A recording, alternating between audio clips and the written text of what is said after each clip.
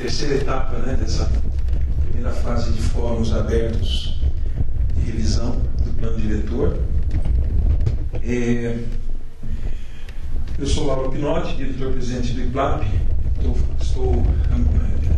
A meu encargo está esse processo de revisão, e nós, nesse primeiro momento, achamos que seria interessante realizar esses fóruns abertos para contar um pouco do que nós temos pensado como ações para o próximo plano diretor, obviamente respaldados principalmente por estudos do Ministério da Cidade, que nós colocamos no site. É um livro, o Plano Diretor, a luta, é uma análise crítica dos planos diretores pós-Estatuto da Cidade. Então, no site do IPLAP, www.iplap.com.br, vocês encontram essa publicação toda digital, tá? Onde os vários aspectos relacionados aos planos diretores são avaliados de uma maneira crítica.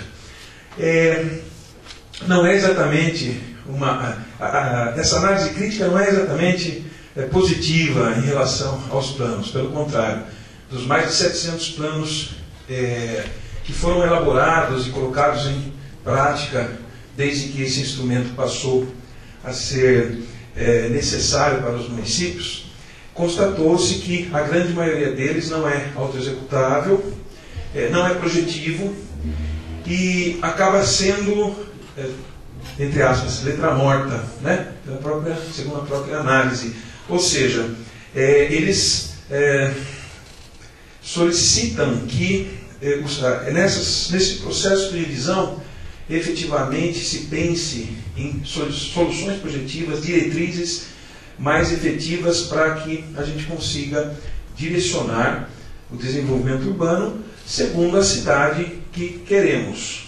Mas, veja só, quem queremos? Todos queremos. Então, é fundamental a participação, né, da população.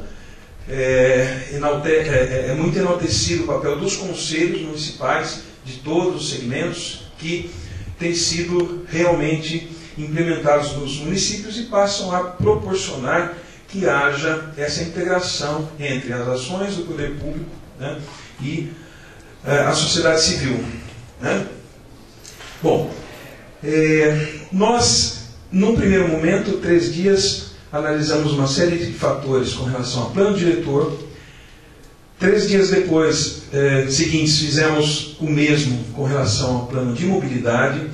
E aí nós percebemos algo interessante. Enquanto o plano diretor realmente é assim bastante não projetivo e tal, o de mobilidade já, né, quando que foi aprovado em 2007, ele trouxe sim uma série de obras a serem executadas e tal, e boa parte delas foi cumprida, outra parte está em andamento, outra parte está sendo reavaliada, né?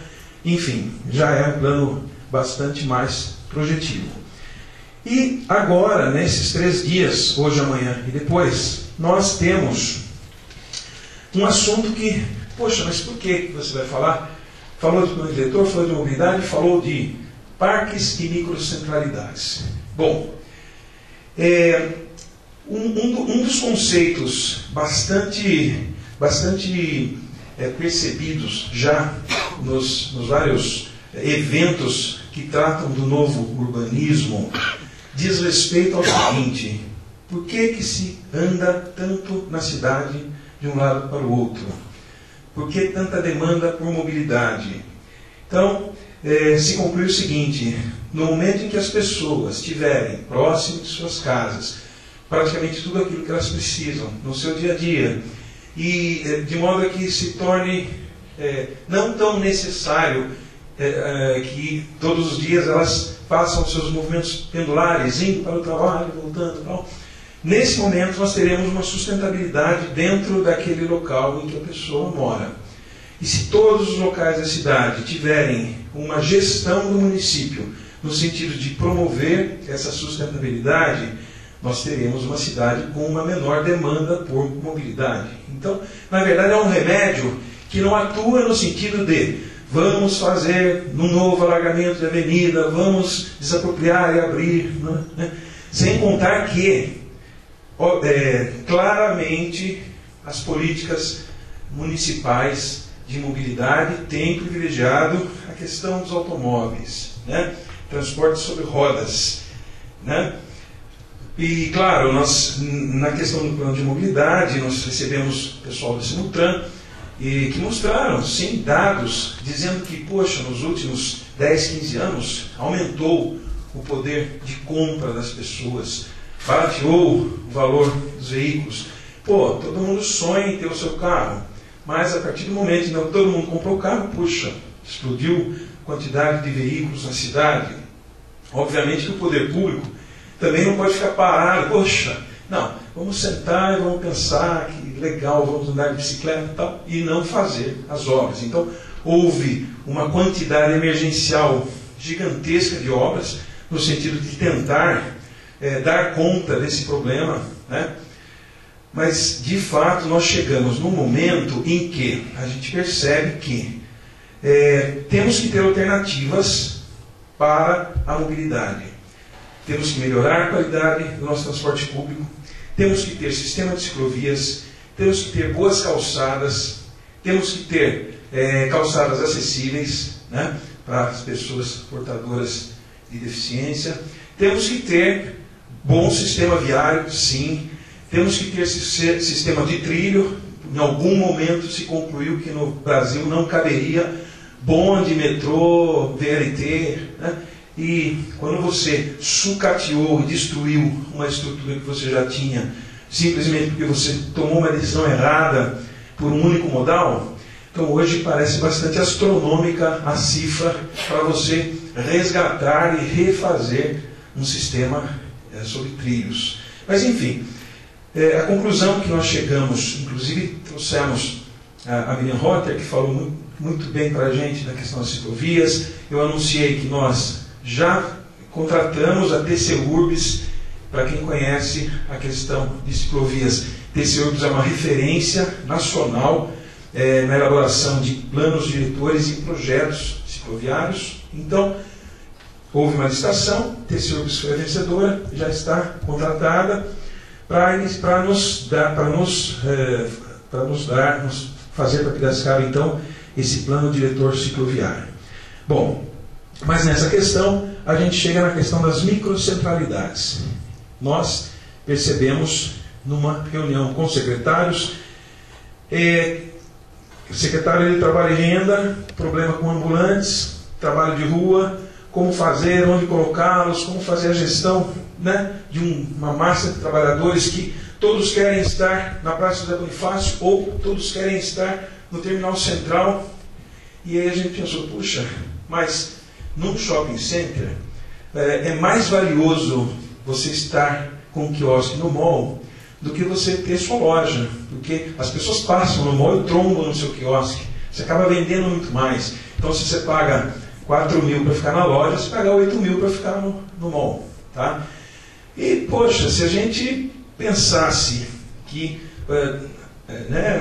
o sistema, né, as ruas da cidade, as praças, tal, se a gente pensasse que tudo isso é um grande mall, então caberia sim uma gestão desse espaço para promover que outros espaços, além da Praça José Bonifácio e além do Terminal Central, estivessem adequados para que a pessoa pudesse ter ali o seu ponto de comércio de rua, que, no meu entendimento, é algo valioso para a cidade. Sempre falo de Paris, mas não vou falar tanto, tá? Mas margem do Sena, né? Muitos ambulantes ali organizados. Mas, enfim, se a gente então pensasse em promover como gestão pública uma valorização dessas várias microcentralidades, nós faríamos com que a pessoa do Santa Rosa possa trabalhar perto de casa, enquanto a pessoa da Pauliceia possa trabalhar perto da casa dela.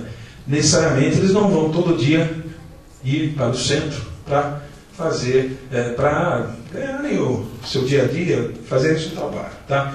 Então aí surgiu essa ideia e já a percepção de que se a gente tiver um equipamento público novo que possa ser instalado nesses lugares, então a gente conseguiria, seria assim, o próprio poder público levando um investimento para aquele lugar, o que, em primeiro lugar, mostraria para todos, olha, o poder público está agindo aqui, né?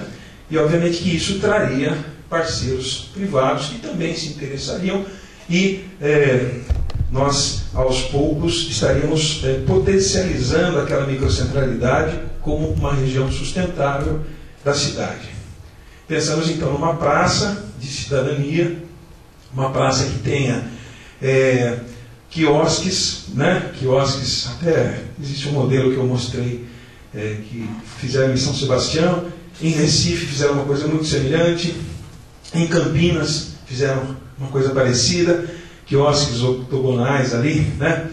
4 postos de trabalho em cada quiosque, e quando você une os vários quiosques, você cria uma espécie de shopping praticamente aberto, no meio do jardim, no meio do parque e tal, onde você pode ter então posto de trabalho e renda, você pode ter postos, assim, local para artesanato, mas também você pode ter um quiosque, um posto da guarda, posto do esporte, para você levar ações do esporte naquele lugar diariamente, né? Um posto da ação cultural, para levar uma vez por semana, 2 vezes por semana, uma atração de horário de almoço, para você estimular que as pessoas estejam ali, né? Da SENDES, quer dizer, desenvolvimento social, né? Um acolhimento, porque, poxa, quem é que dorme na praça? Quem não tem onde morar, né? Poxa, então você leva para essas microcentralidades essa ação social que vai receber a pessoa, de repente vai tomar um banho, vai até dormir ali, vai ser encaminhado, né? Além de tantas outras ações, né? Um posto da SEDEMA que possa promover naquele lugar uma coleta seletiva, né? Para que daí o reciclador solidário, que hoje é solitário, né?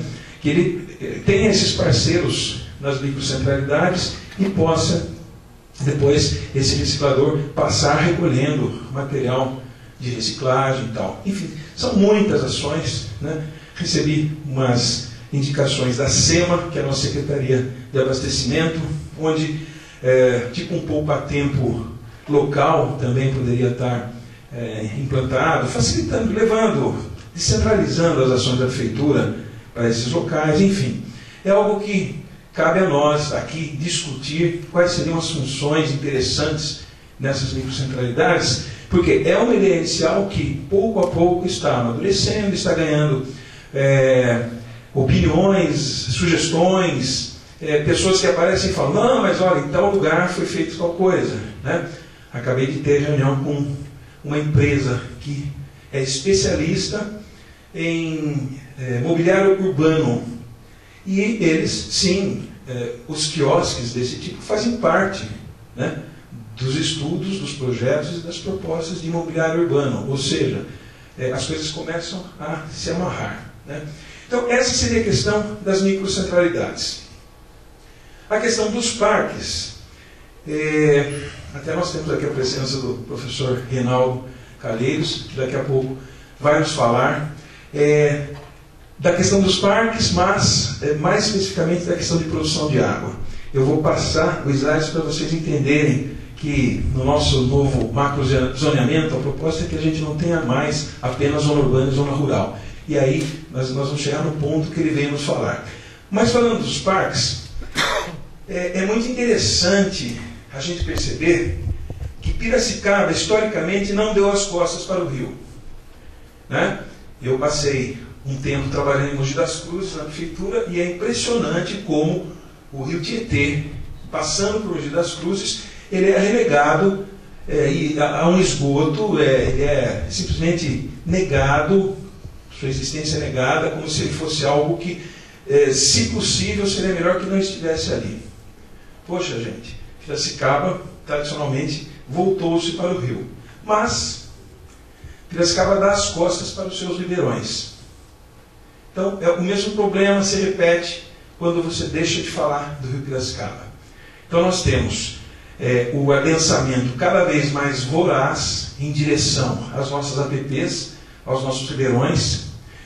Você entra numa nascente ali, na Zona Norte, semana passada fizemos isso, um tubo desse tamanho jogando esgoto lá, já fizeram uma denúncia, já, claro, clandestino, tal, tudo bem. Estão correndo lá para ver de onde está vindo aquele esgoto, ao mesmo tempo em que a gente já tem informação de que a Águas do Mirante está fazendo um grande coletor tronco ali, então vai recolher tudo isso. Perfeito, nós realmente temos que sanear nosso meio ambiente, né?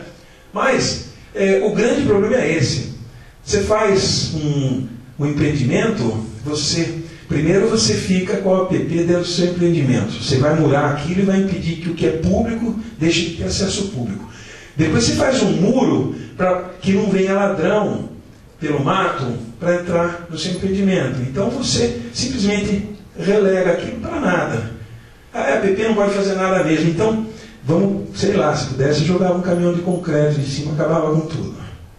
Sem contar que temos o Itapeva, né? Que maravilha, uma avenida cobrindo, né?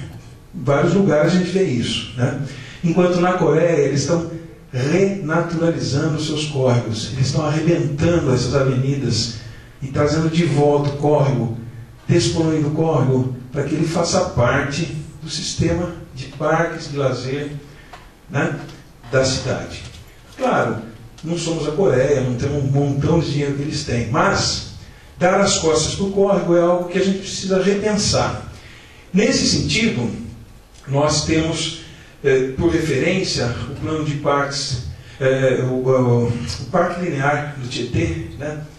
Em algum momento o Orson vai mostrar essa experiência para a gente, em que a ideia do Parque Linear é você recuperar aquilo, mas também dar uso para aquilo. Então, além de você ter a APP protegida, você tem uma faixa a mais que o município define como Parque Linear para que você possa ter acesso e usufruir da APP. Seja com rua, seja com caminho, com ciclovia, academia ao ar livre, parquinho, enfim. Ah, mas a cidade inteira precisa de parque? Com certeza a cidade inteira precisa de parque. E quando a gente percebe que as águas de todos os ribeirões, elas, claro, sempre caem ali no Rio Piracicaba, se a gente conseguir, no momento em que a gente conseguir unificar todos esses parques, né, e integrá-los por caminhos, por ciclovia, né, nós teremos uma macroestrutura cicloviária pronta, praticamente em nível, porque por mais que você tenha um desnível de um ribeirão e tal, você vai seguindo aquela declividade mais suave, né? Então, a ideia dos parques lineares é essa. Agora, atenção. O IPLAP veio na questão da mobilidade, começou a falar de uma porção de coisa relacionada a trânsito e tal. Pô, mas não é o trânsito. Gente, nós temos secretarias que são operacionais. Semutran, inclusive, que é assim, um clamor da cidade, registrado na nossa conferência municipal da cidade, que se torna uma Secretaria da Mobilidade, claro, então esteja preparada não só para cuidar das questões de trânsito, mas também todas as outras questões relativas à mobilidade. Mas a Semutran é operacional. Quando você não tem um instituto que centraliza e articula os vários estudos e as várias políticas, você tem um desplanejamento, né? É interessante, lá atrás, final dos anos 60, Curitiba mostrou o caminho. Todo mundo bate palma para Curitiba. Nossa, que maravilha, o Jaime Lerner. Por que você não faz igual? É tão simples. Eles fizeram, só isso. Bogotá foi e copiou. Todo mundo, ai, que maravilha, Bogotá. Poxa, por que você não faz igual? Simplesmente eles fizeram. Nossa, Sorocaba, que maravilha. Quantos... Pô, 4 anos atrás não tinha ciclovia em Sorocaba, gente. Então, é só fazer. Só fazer. É mudar o paradigma. Então, hoje, a gente começa a conversar sobre essa questão de integrar os nossos parques. Mas eu falei do trânsito e agora falei da SEDEMA. A SEDEMA cuida dos nossos parques. Tem, né, eles têm a Adote Nascente, eles têm os parques, né, uma série de ações já relacionadas ao meio ambiente. Mas quando você opta por fazer com que um sistema integrado de parques lineares redefina o desenho urbano, você está planejando a cidade, você está falando de urbanismo. Obviamente que quando esses parques estiverem detectados, estiverem devidamente desobstruídos, você der essa continuidade, quem trabalha com os parques é a CETEMA, lógico, mas cabe então ao Instituto de Pesquisas e Planejamento promover esses projetos que promovam essa unificação, né? Mostrem esse caminho, né? Através do plano diretor, né? Uma série de projetos, diretrizes, né? E determinações que mostrem, né? Qual é a intenção, como é que ela deve ser colocada em prática, para que daí a secretaria que cuida dessa questão dos parques, do meio ambiente, possa ter essas diretrizes. Agora, obviamente, tudo isso está sendo colocado para vocês, está sendo colocado abertamente, numa fase inicial, porque se a sociedade falar, não queremos parques lineares, pronto, não vai ter parque linear no plano diretor. Não queremos mobilidade, queremos foguetes, vamos fazer foguetes. Claro que eu estou brincando, mas é a intenção mesmo, de colocar, ouvir, e no final, que a gente tenha, sempre falo isso, a gente chega àquele mínimo denominador comum que represente um entendimento, né, daquilo que é possível, e que todo mundo perca um pouco, né? Todo mundo perde um pouco, porque ninguém vai ter suas vontades plenamente satisfeitas, né? Mas esse entendimento, sim, a gente pode chegar como fruto, primeiro desses fóruns livres, depois nós vamos fazer visitas, né, às comunidades de bairro, nós vamos conversar com os vereadores, nós vamos, enfim, fazer uma... Depois teremos as audiências públicas, né, conforme, quando for para valer mesmo, aquelas audiências públicas promovidas conforme a regulamentação do próprio Ministério das Cidades. Então, isso tudo está previsto para que a gente, né, a toque de caixa, a gente consiga, se possível, final de 2014, ter esse plano aprovado. Né? Por que pressa? Por que pressa? Nossa, vamos parar, vamos pensar. Gente, a cidade não para. Cada segundo que a gente perde sem soluções que representem ações efetivas, eficazes a médio e longo prazo, é uma ação feita que pode estar descoordenada com uma outra ação.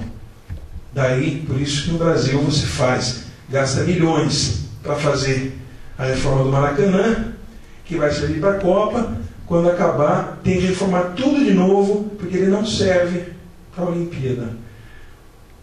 Está muito esquisito. Não sei por que se faz isso, né? Acho que é legal fazer obra, né? Mas enfim, é um desperdício, né? Bom, eu vou apresentar rapidamente o que eu mostrei na primeira vez, para que várias pessoas que não viram se situem. Então nós temos o município, né?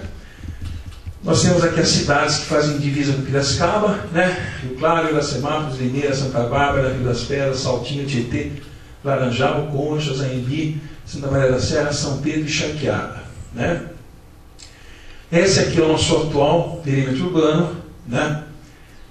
Então nós temos hoje zona urbana, zona rural, né? Temos também esses distritos, né? Tupi, Ártemis, Tanquinho, Santana, Santa Olímpia, aglomerações ali de Anumas e Vitiruna e tal. Então, são nossas principais expansões, áreas especiais urbanas na zona rural, né? E aqui a gente começa a arriscar um pouco esse mapa, onde identificamos uma região, né, que na verdade a gente chamou de zona de transição urbano-rural.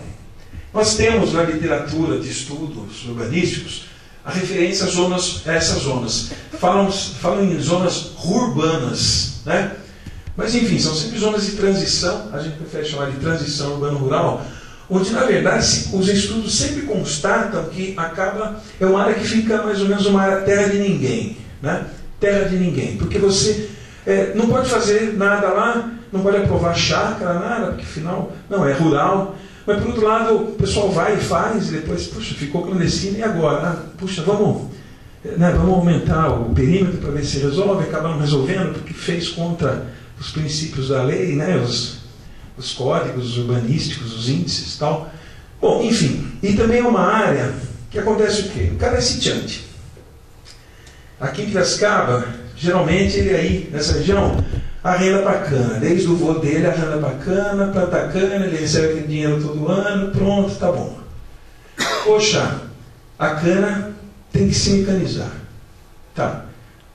Mecanizou algumas terras mais íngremes, você não consegue mais trabalhar com a cana. Aqui é o caso, você tem um relevo mais íngreme e tal, montes e tal. Poxa, então não renova a cana. Nossa, o que eu vou fazer? Bom, ou eu vou plantar alguma coisa, a terra é ruim, então tá bom. Não tem Exalc em Piracicaba, não tem tecnologia, eu não vou conseguir, né? Não fazer chácara. Chama um cara, nossa, chega um cara lá que é fera, ele já fez 35 parcelamentos por aí, e chega lá, não, vai ser um conjunto de chácaras, pode ficar tranquilo, vai ser um condomínio com frações ideais, vai dar tudo certo. Vai lá, o cara faz, vende para todo mundo, o cara dá no pé e fica lá, aquele monte de gente que tem sua chácara que não vai regularizar nunca. Você perdeu uma área que poderia ser produtiva, e isso vai acontecendo cada vez mais. Daí você vai no supermercado, você compra alface de Mogi das Cruzes, né? Você compra um tomate lá do Paraná. Poxa, é um tomate viajado, né? Isso é bom para a cidade? Não, isso não é bom para a cidade. Então, a gente identifica o seguinte: nessa zona de transição a gente precisa resgatar a produtividade do local, mas principalmente resgatar a índole do sitiante, que quero ser sitiante porque sou sitiante e gosto de ser sitiante, né? Mais ou menos filme americano, né? Você vê o cara que é sitiante, mas ele cria galinha, porco, tem lá o estábulo, mas ele tem picape, ele tem micro-ondas na casa, enfim, ele tem uma estrutura, ele não vai deixar de ser sitiante, ele gosta de ser sitiante. Então aqui seria interessante para o município que houvesse essa região, né? E obviamente que a gente precisa ter, além da definição dessa região, pelo menos umas 3 ou 4 políticas, né, de gestão pública que promovam a socioeconomia desse lugar. Interessante, né? Piracicaba, a gente já tem um programa da merenda que é trazido mesmo da agricultura familiar, do governo federal, tal, que já tem sido está assim, sendo empreendido já, mas tem muito a crescer, em que criança não pode mais levar lanche na escola, tem que comer merenda. Por quê? Reserva-se o sábado e o domingo para a criança comer porcaria com a mãe e com o pai no shopping, e de segunda a sexta ela aprende a comer arroz, feijão, salada, batata, carne, né? Tomar suco, enfim. A merenda também faz parte da educação, a educação alimentar, né? Então, já existe em Piracicaba esse programa, porque são 65 mil crianças por dia comendo. Isso significa comida que precisa ser produzida. E já existe, então, já foi criada uma associação nessa zona, e pega outras ali também, em que você compra comida do produtor de Piracicaba, ou do aglomerado, né? Porque agora a gente não pode mais falar de Piracicaba. Você tem que pensar que você precisa de quantidade, qualidade e variedade. A criança não vai comer arroz e feijão todo dia. Tem que ser montado no cardápio, então você tem que ter variedade de alimentos. E de repente, se Piracicaba produz a verdura, produz sei lá, o feijão, sei lá, estou dando um exemplo.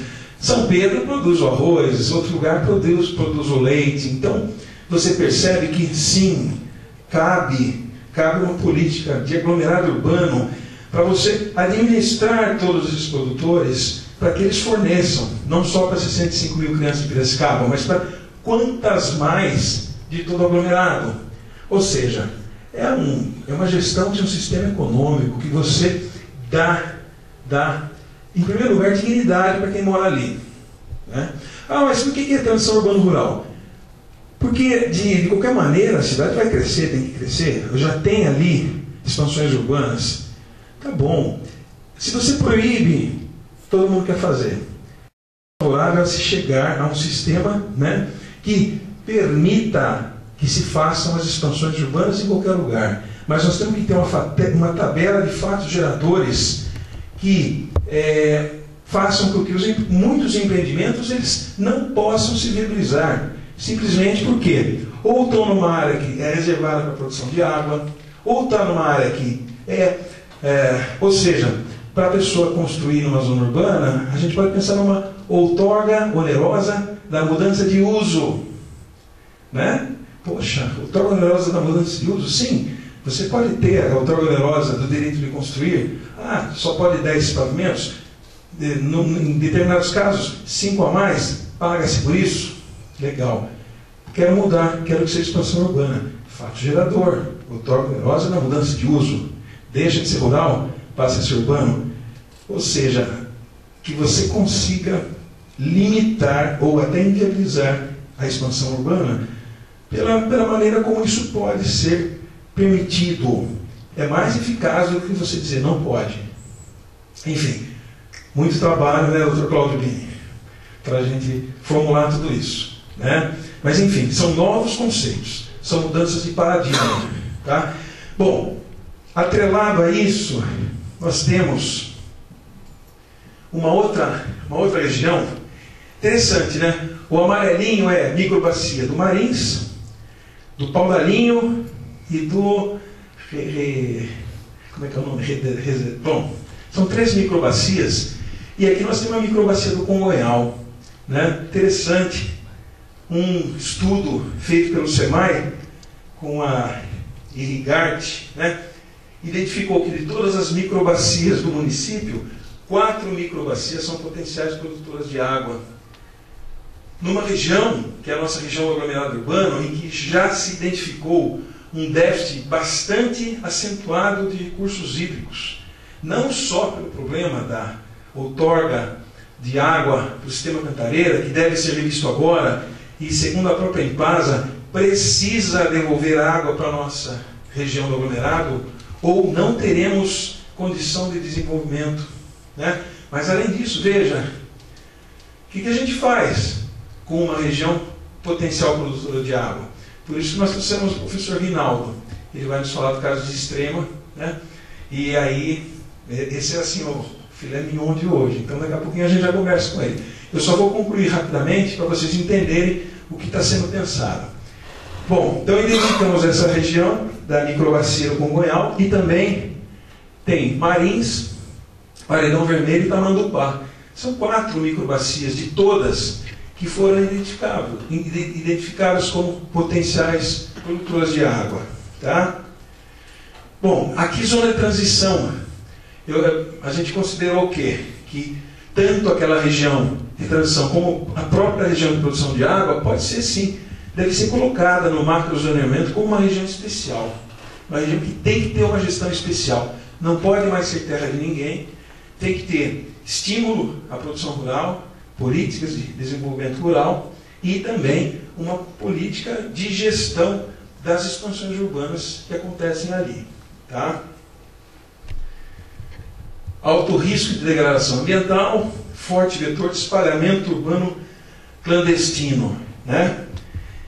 Bom, aqui nossas regiões da cidade, só para então dizer que resta para a gente uma grande zona rural oeste, que hoje tem cana, gado de corte, matas nativas, água, outras culturas e hortifruti em áreas ruins para cana mecanizada.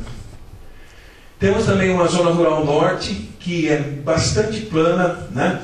E é realmente uma área mecanizada de cana. Nossa economia rural hoje sim é agronegócio da cultura da cana, né? Açúcar, álcool, enfim. Temos ali uma zona leste mesmo, né? E uma pequenina zona rural sul ali. A gente já encostou em Rio das Pedras, né? Depois uma zona rural noroeste que tem cana, tem gado leiteiro também, né?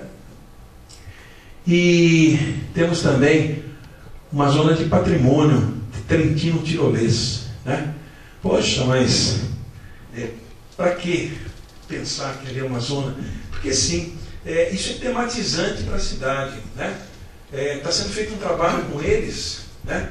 Pela Centre, que é Trabalho e Renda, cursos de capacitação, eles estão percebendo a importância do agronegócio, do turismo rural, né, de utilizar os elementos culturais para que aquilo seja um ponto turístico, seja um lugar para que as pessoas possam usufruir desse diferencial, né? Teletinho Tirolês, e também a Setur já está trabalhando com eles. É interessante como com eles funciona rapidamente essa percepção de que, poxa, como que eu tenho vale? Né? Vários que vieram morar para a cidade estão voltando para morar em Santana e Santa Olímpia. Tá? Também nós temos Rua do Porto e Monte Alegre. A gente vai perder os dois se a gente não fizer nada. Da mesma maneira, não existe lugar nenhum no mundo que tenha Monte Alegre. Tem outras coisas que são semelhantes, não interessa. Monte Alegre é só aqui que tem. Vai deixar estourar? Vai deixar acabar? Depende de nós. Tem que ter uma ação. O que depender do poder público tem que ser feito para que a gente possa estimular o desenvolvimento. Da mesma maneira, a Rua do Porto. Sabe? Cada janela que é arrancada para colocar uma Sasaki lá, Deus que me perdoe essa Sasaki, mas ali, inclusive, é um lugar que caberia uma ação do Estado, inclusive definindo uma área, né, de desapropriação, vinculado ao contrato com os próprios usuários lá, do tipo, agora é do poder público, 30 anos eu vou te pagar, e você vai me pagar o aluguel. Ah, empatou. Pronto, daqui 30 anos é nosso. Continua sendo seu, mas eu estou te pagando, você está me pagando aluguel. Deu para entender o 0 a 0? Então, para quê? Porque daí você consegue transformar aquilo numa área que é gestão pública e consegue fazer uma licitação de 500 janelas e refazer aquela paisagem cultural sem que seja um falso histórico. Tá? Não, você recompõe aquilo que, aliás, Monte Alegre está fazendo isso já com os empreendedores que já estão ali. Né? Então, complicado, né? Mas são novos paradigmas. É você dizer, isso é importante para a cidade, isso diferencia a cidade de todas as outras, isso vai gerar economia, negócio, isso vai gerar identidade. Né? Se o poder público não tiver um plano de gestão nesse caminho, então fica a terra de ninguém. Fica a terra de ninguém. Todo mundo ali só chupando a laranja e vai sobrar o bagaço chupado. Em bom português é isso que já está acontecendo. Tá? Tivemos o projeto Beira Rio. A gente já vê uma descaracterização total de um dinheiro que foi investido há quanto? Menos de 10 anos. Por quê? Falta zeladoria, falta consciência. Ou uma gestão pública mesmo. Na sequência, temos ali uma zona aeroportuária, previsão do aeroporto regional. Na verdade, isso está sendo conversado no âmbito do aglomerado urbano. Eu, particularmente, não acredito que saia um aeroporto regional aqui. Né? Primeiro porque, na concepção da Implaza, Viracopos supre toda a necessidade dessa região mais ampla de aeroporto regional, inclusive maior do que um regional. Né? Segundo porque talvez você consiga, em Cordeirópolis, com Rio Claro, como eles estão estudando, talvez você possa ter uma vantagem maior para todo o grupo de cidades, porque aglomeração significa vamos equilibrar para que todos tenham desenvolvimento, para que todos sejam sustentáveis. Né? Piracicaba tem muitas coisas, talvez não precise de um aeroporto. Então, enfim, algo para ser estudado, mas está lá definido. Né? E aqui o novo aterro sanitário, né? Na microbacia do Limoeiro. Então, acho que então vai ser feita uma boa gestão ali para que não polua a água do Limoeiro, que ela vem de Piracicaba, e daí a gente bebe a água aqui embaixo. Bom, a gente não bebe de Piracicaba, né? Mas enfim, planejamento é feito para isso. Qual é o lugar para pôr um lixão? Acima ou rio abaixo? Boa pergunta. Né? Enfim, isso são coisas que estão sendo feitas. Aqui, habitações em zona de interesse social. Ali existe um forte vetor de interesse social, a INDAP fazendo várias coisas. É uma região, sim, que precisa ser pensada com diretrizes claras de circulação, de mobilidade, de sustentabilidade, para que não tenhamos um gueto de interesse social. Tem que ser uma região bem desenvolvida. Então, ali é uma área que merece um cuidado especial. E para cá existe uma expansão desordenada, de baixa densidade e sem planejamento. Estão picando tudo, fazendo chácara. Então, também é um local de vetor de crescimento. Se não fizermos nada, hoje a gente passa por lá em alguns lugares, você tem uma ruazinha, o muro chegou até a cerca, o outro veio até a cerca, você tem 4 metros para passar. Tá bom, então vamos resolver? Tem que pagar desapropriação para os dois, porque então temos que evitar tudo isso. Então é uma região que já tem problemas, muitos problemas. Também nós temos esse forte vetor de desenvolvimento, hidrovia Tietê-Paraná, ponto de partida, previsão do ponto de partida e terminal intermodal de Artemis. Hoje nós estivemos em Limeira, numa reunião do Conselho de Desenvolvimento do aglomerado urbano, onde foi criada uma câmara especial para acompanhamento da hidrovia.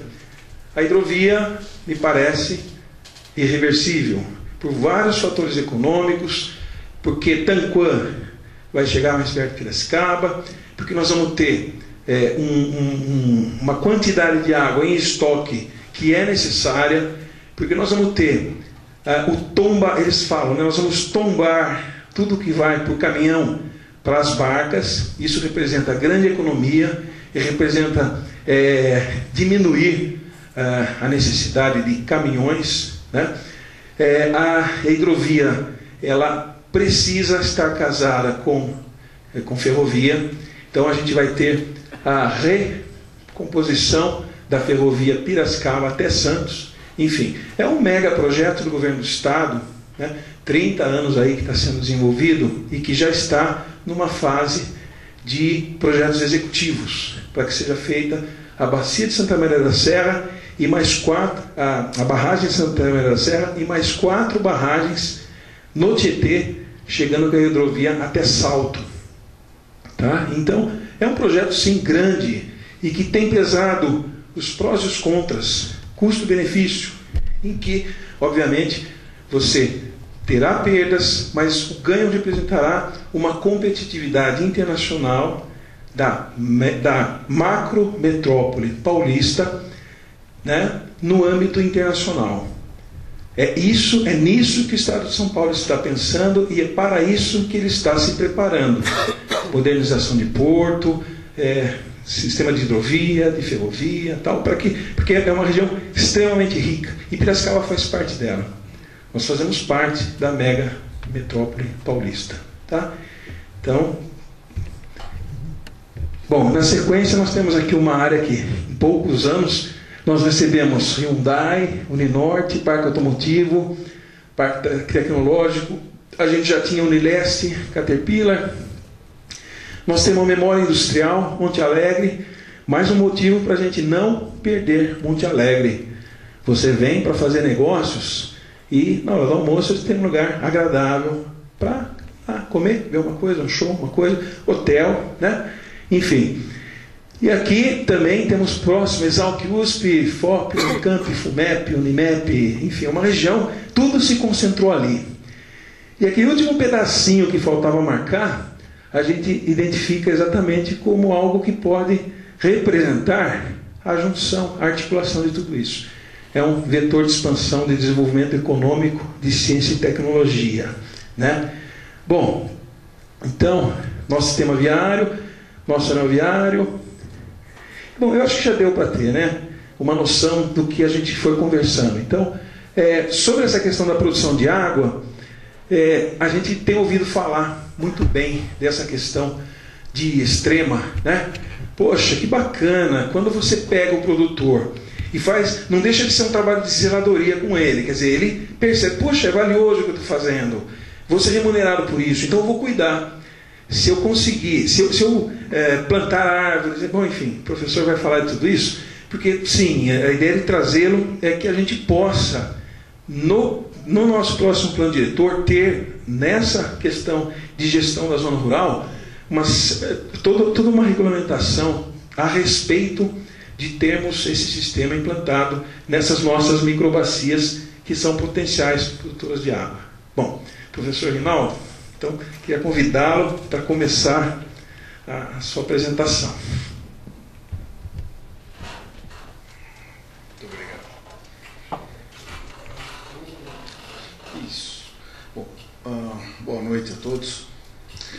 Inicialmente eu gostaria de agradecer na figura do Rogério e do Camargo o convite para estarmos aqui. Eu sou piracicabano e, na realidade, essa aqui é a primeira palestra que eu dou aqui em Piracicaba, o comentário, ou apresentação, né? Então, é uma satisfação muito grande e nós vamos... eu também tenho que pedir desculpas inicialmente, porque eu não trouxe aqui pontos específicos problemáticos de Piracicaba para serem discutidos aqui na minha apresentação, uma vez que eu nunca estudei Piracicaba. Então, o que a gente vai apresentar aqui são algumas ideias gerais que a gente tem apresentado em diferentes lugares sobre o aspecto da problemática da água. Se a gente pudesse generalizar, tem dois assuntos que movem a opinião e a preocupação do mundo, né? É o aquecimento global e a falta d'água. Em relação ao aquecimento, à falta d'água, é o mesmo processo que a gente tem visto em termos de aquecimento global. Ou seja, há muito tempo que se fala sobre aquecimento global, né? E a gente sempre deixou esse assunto. Chegou o Caprani, com um amigo de infância meu, né? Então é um prazer estar aí, Caprani. Vocês veem que eu sou aqui de Piracicaba mesmo, né? Eu não tô mentindo, não. E esse aspecto de aquecimento global, né? A gente sempre ouviu por um ouvido, saiu por outro, achando que isso aí, na realidade, era problema dos nossos filhos, dos nossos netos. E bateu nas nossas portas muito antes do que a gente estava pensando. E o problema de água é a mesma coisa. Então, o nosso trabalho que a gente começou, a gente é especialista em irrigação e drenagem, a gente trabalha no Instituto Agronômico de Campinas, mas por força de participação em comitês de bacia, né, a gente chegou à conclusão que o problema da água está muito mais embaixo do que a irrigação e drenagem, que eu achava que era a solução para o mundo. Né? Então, essa percepção de interagir com diferentes campos do conhecimento relacionado à água nos levou a tratar o assunto de produção de água. Então, basicamente, é isso que a gente vai apresentar aqui, algumas ideias de formas gerais, né? E eu espero que esteja dentro daquilo que estava se previsto. Sustentabilidade hídrica de um município. Outro, faz favor. Aqui, você não tem apontador aí, né? Apontador você não tem, né? Tá, não tem problema. Aqui...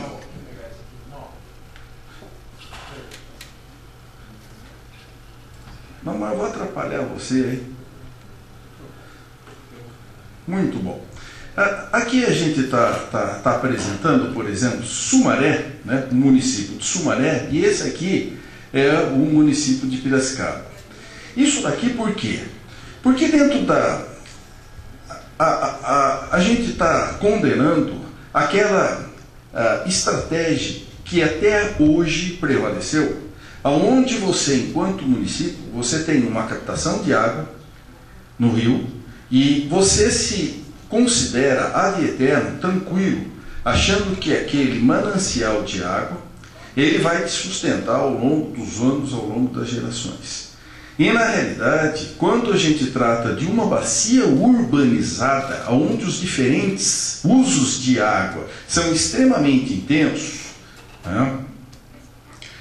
Industrial, abastecimento público e agrícola, como é a nossa situação, fatalmente, você que está ali em Sumaré, por exemplo, que faz a captação da água, né, ou do Atibaia, ou do Jaguari, ou lá de Piracicaba, ou do Piracicaba, né, fatalmente vai chegar um momento que, se você não se precaver, do mesmo jeito que o seu município cada vez mais vai precisando de água, porque vai aumentando a população, todos os municípios a montante também vão precisar de água.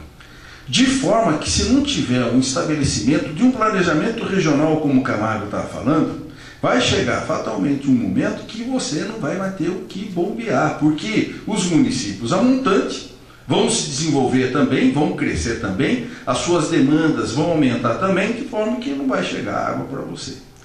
Então, essa concepção de você ter um ponto de captação e ficar tranquila, isso aí tem que ser mudado.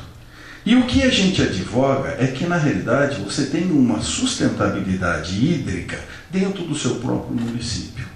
Então, dentro do possível, dentro da área que você tem do seu município, você produzir o máximo de água possível, né, para que você mesmo, você produza aquilo que você consome.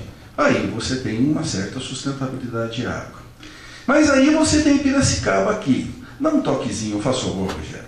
E Piracicaba, nós estamos numa situação privilegiada, porque você não está fazendo a captação de água do Piracicaba, igual o Rogério falou.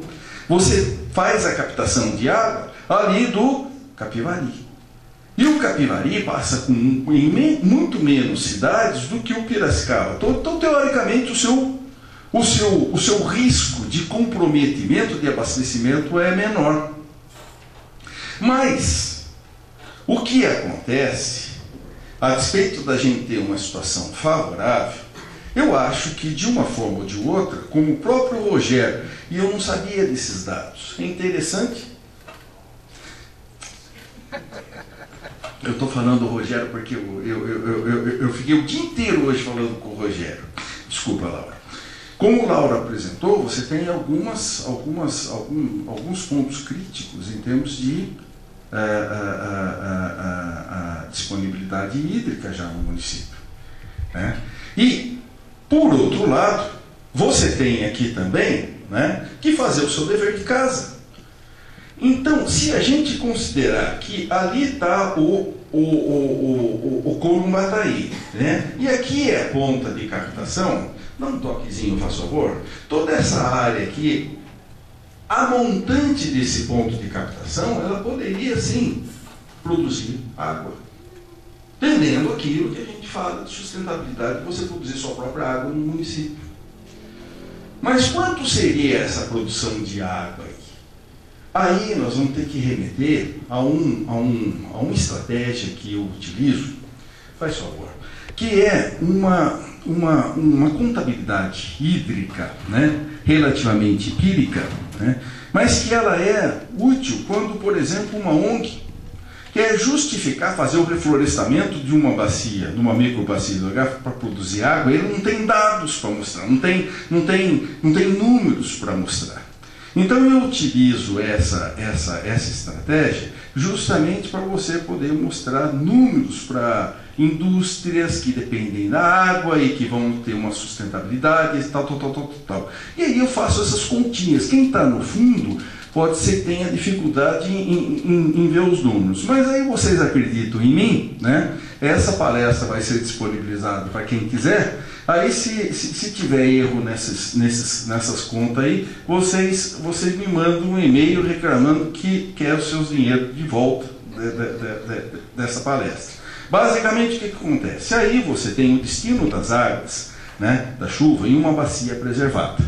Em uma bacia preservada, eu só vou explicar isso daqui porque o resto eu não preciso mais detalhar. Quando você tem uma precipitação, por exemplo, de 100 milímetros em 2 horas, essa aqui é uma bacia preservada, você tem necessariamente, não interessa o que você tem de cobertura vegetal, é 10% da interceptação, cobertura vegetal e escorrimento superficial. Isso aí acontece mesmo. E é dessa ordem, de 10%. Aí, se a chuva é de 100 milímetros, né, então aqui sobram 90 para a água seguir seguindo, né? E aí você tem, quando a água penetra no solo, você vai umedecer a camada subsuperficial e aí vai ocorrer a evapotranspiração das culturas. A cultura vai retirar e vai mandar para a atmosfera. Não tem jeito, né? Vai sempre ser feito isso. Isso aqui é da ordem enorme de 60%, né? Então sobram 30%. Aí essa água, ela pega, vai infiltrar, vai percolar nas camadas subsuperficiais e aí vai ter um escorrimento subsuperficial, que é da ordem de 7%. Né? É um escorrimento que, num plano inclinado, sempre acontece de forma subsuperficial. Dessa forma, vai sobrar, né, aqui para abastecer as águas subterrâneas, né? E essas águas subterrâneas, elas vão sair aqui nas nascentes e no fluxo de base do rio, né? Aí em torno de 23%. Muito bom. Outra, faça favor. Aí, se isso é verdade, se isso é assim, eu coloquei esses números numa bacia preservada. Mas nós sabemos que a bacia toda do PCJ é degradada. Não tem conversa. Isso aqui mostra o grau de degradação que nós estamos submetidos à montante de Piracicaba. Né? No dia 1º de outubro de 2001, a vazão do rio Piracicaba era 22 metros cúbicos por segundo. No dia 2, a vazão subiu para 108 metros cúbicos por segundo. O que aconteceu? Choveu. Aí, no terceiro dia, a vazão foi para 364 metros cúbicos por segundo. Quando a gente tem um acréscimo brutal dessa, numa vazão de um rio, não tem o que ficar pensando muito. Nós estamos com uma bacia degradada, aonde o principal demonstração e impermeabilização do solo, que está havendo escorrimento superficial de toda aquela água que caiu superficialmente, está chegando na cara do rio. Então, se eu pegar e considerar que, faça favor, que a minha bacia degradada naquela parte assim, a montante ali do ponto de captação, né, de Piracicaba, ela vai estar na situação aqui, ó, interceptação, né, e o escorrimento superficial de 10 ela passa para 34. E eu estou sendo aqui até condescendente.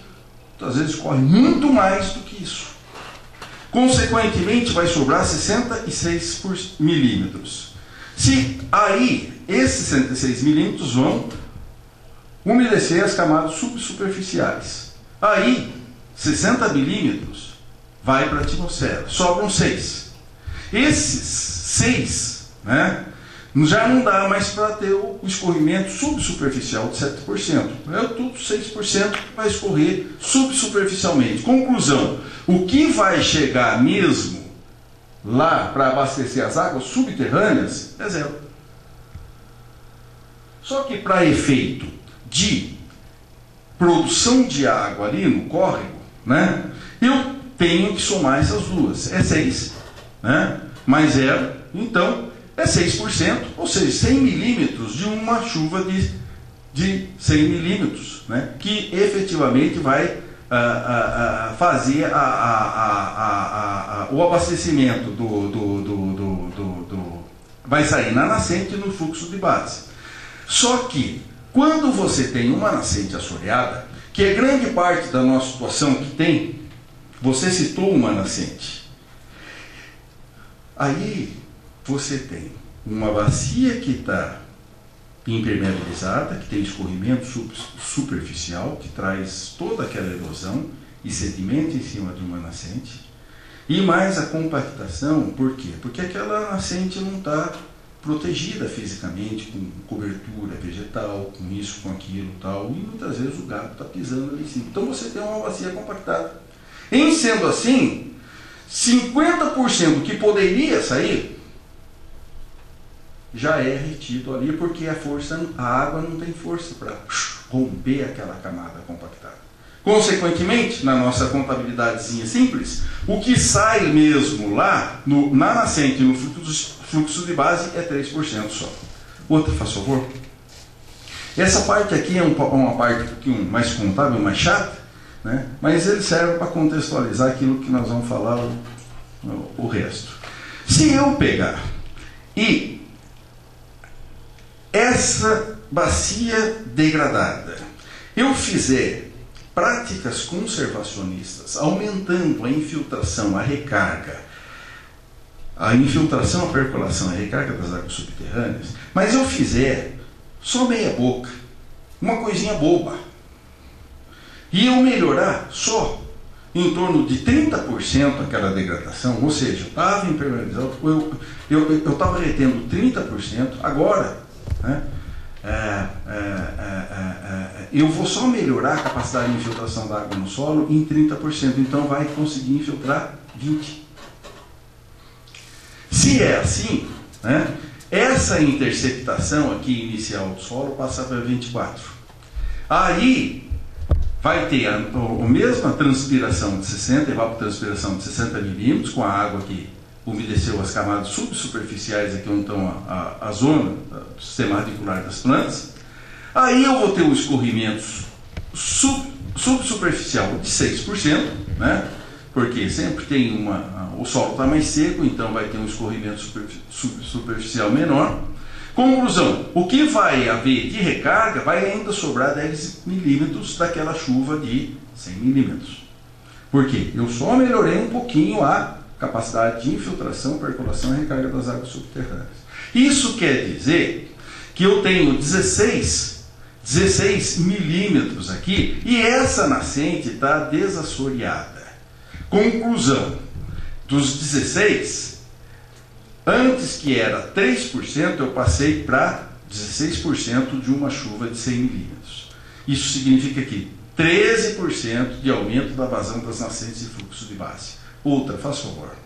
Aí, se eu fizer umas continhas meio rápidas, que qualquer um consegue fazer rapidinho, em se considerando que Piracicaba tem 1.363 quilômetros quadrados, e se eu considerar que aquela área chulhada lá, a montante da minha área de captação, a grosso modo, era 1/3 da área do município, então eu teria ali 451 quilômetros quadrados, naquela parte de cima, né, do meu ponto de captação. Isso quer dizer que eu tenho 45.100 hectares. Se eu considerar aqui para Piracicaba, né, a precipitação média de 1.300 milímetros, que é um pouquinho mais, né, e também devo considerar que 1 milímetro de chuva em 1 hectare é 10 metros cúbicos. Esses dados, faz só por outro, eles vão me dar essa contabilidade, né, aonde eu tenho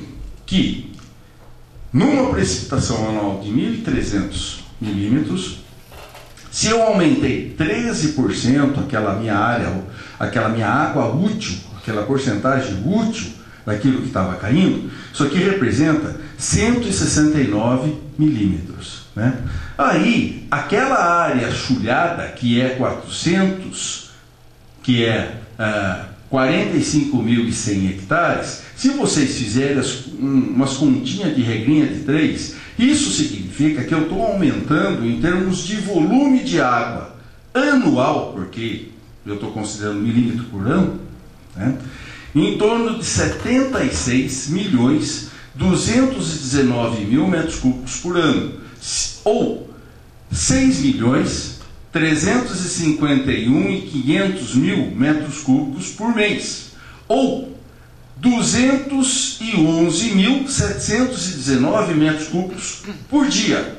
Ou seja, se eu considerar que o consumo do habitante de Piracicaba é 300 litros por habitante por dia, essa quantidade que eu estou produzindo de água naquela parte, a montante do ponto de captação, significa uma população de 705.730 habitantes. Ou seja, se a gente considerar que é 350 mil habitantes, alguma coisa assim, Piracicaba, aquela quantidade de água que eu produzo fazendo uma melhoria meia boca da capacidade de infiltração de água no solo, só melhorando 20% daquela situação de degradação, eu estou produzindo a água de 2 Piracicabas. Isso é muito interessante. Por quê? Outra, por favor. Não bate mais. Mas Piracicaba hoje não precisa de mais água. Porque nós estamos num bem bom. Nós estamos tirando água ali do Corumbatá. E nós, teoricamente, aquelas cidades ali em cima não vão ter esse grau de competitividade e tal. Enfim, nós estamos numa situação boa, né? Hoje, se a gente pudesse melhorar esse 1/3 para cima o que significaria para nós aqui enquanto piracicabanos?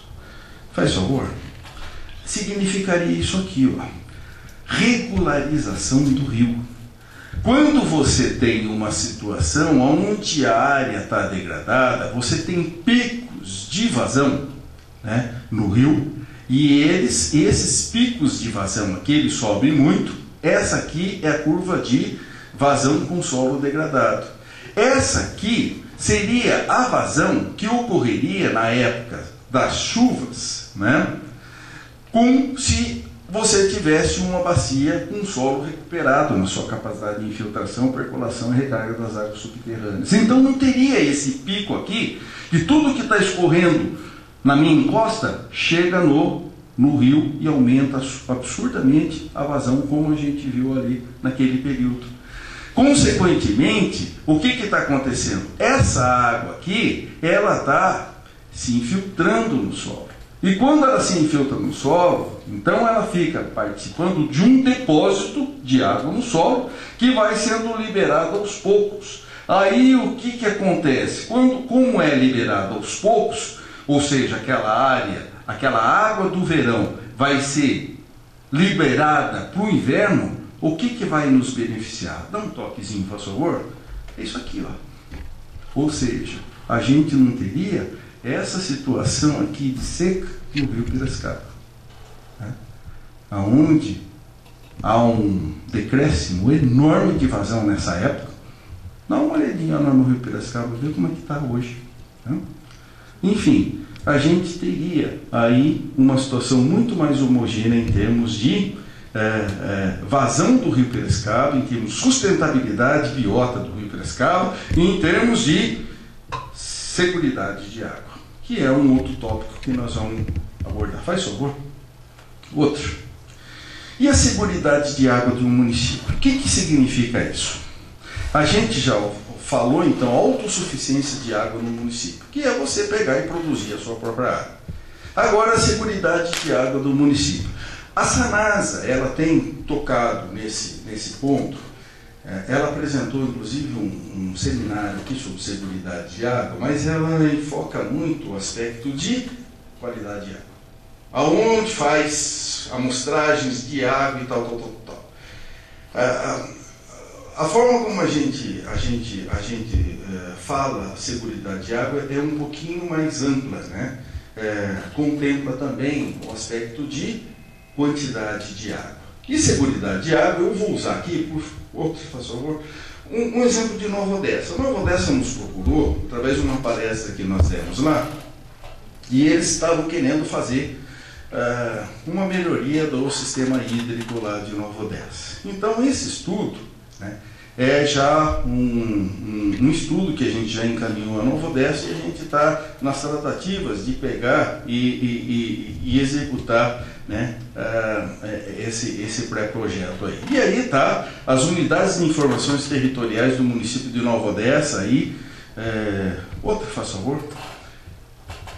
Aqui você tem Nova Odessa e você tem os mananciais de captação de água ali de Nova Odessa. O principal é esse daqui, ó, é o Recanto, outro.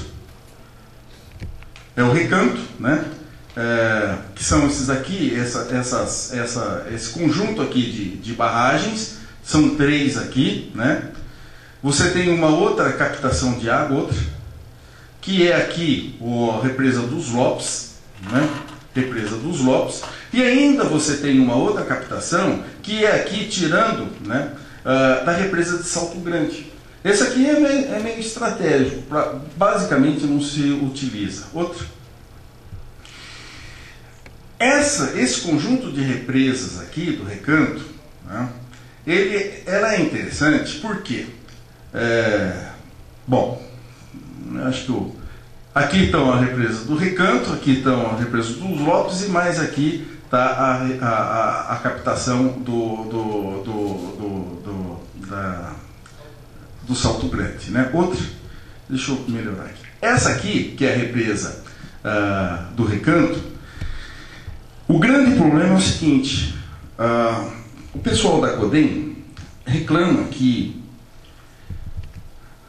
há um assoreamento enorme daquela represa, há uma eutrofização enorme, desenvolvimento de algas, essas coisas todas, né?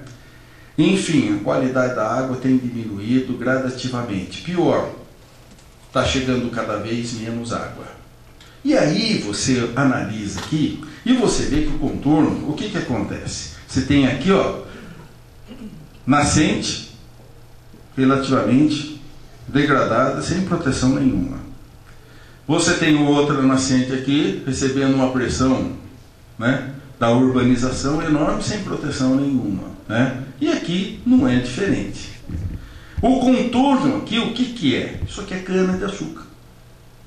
Então essa cana-de-açúcar, provavelmente ela está, todos nós sabemos que a cana-de-açúcar tem um sério problema de trânsito de máquinas e uma compactação do solo relativamente grande, né? E se ela é relativamente mal conduzida, isso aí aumenta cada vez mais ainda o problema de erosão, por isso a sedimentação dessas represas aí. Se você pega e tem todo o aspecto aqui de conjuntos habitacionais no entorno, né? E aí você tem um escorrimento superficial também trazendo aquilo que tem de mais importante na superfície do solo para a represa, tem um problema de eutrofização. Enfim, esse conjunto aqui que está hoje de cobertura, né, de atividade agrícola no entorno da represa e mais as situações aí das nascentes, fica muito simples você saber por que essa represa está com problema.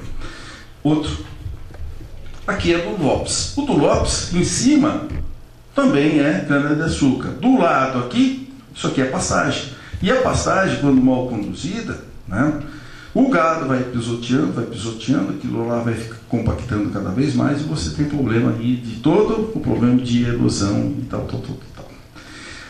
Aí, nessa situação aqui do Lopes, né, você tem essa nascente aqui, relativamente degradada, mas essa nascente relativamente degradada e essa daqui também. Enfim, a produção de água está comprometida no município de Nova Odessa. Alguma coisa tem que ser feita. E a gente sabe perfeitamente o que é, qualquer um sabe o que é, que tem que ser feito aí. Outra. E tem um problema adicional.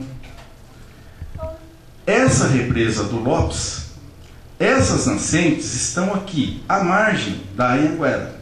Aqui todo mundo conhece esse posto aqui de pedágio. Esse posto de pedágio, faz o favor, presta atenção nas cotas. 625 está aqui, que está mais alto do que o 611, que é dessa nascente. Aqui está 623. Enfim, o caminho da água é nesse sentido aqui. Essa cota não está aparecendo aí, infelizmente, mas ela é uma cota em torno de 630, uma coisa assim, né? De forma que aqui é mais alto do que desse lado aqui. Então o caminho da água, né, ela vai aqui nessa rodovia, na Anhanguera, ela vai nesse sentido aqui e vai também para essa nascente que está a 624 aqui. Enfim, a diferença só de cota. O que acontece se você tiver aí algum acidente com carga perigosa? Graças a Deus, nesse trecho quase não passa caminhão,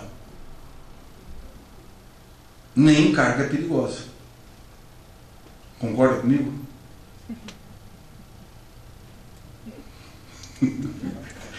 Vocês estão cansados, vocês não entenderam a minha piadinha. Ali passa um monte de caminhão, um monte de carga perigosa todo dia, toda hora. Então, para ocorrer um problema de acidente com qualquer veículo, né? E isso daí cair na pista e vir aqui, descer e chegar nos mananciais, ou nesse manancial aqui, né? Não custa.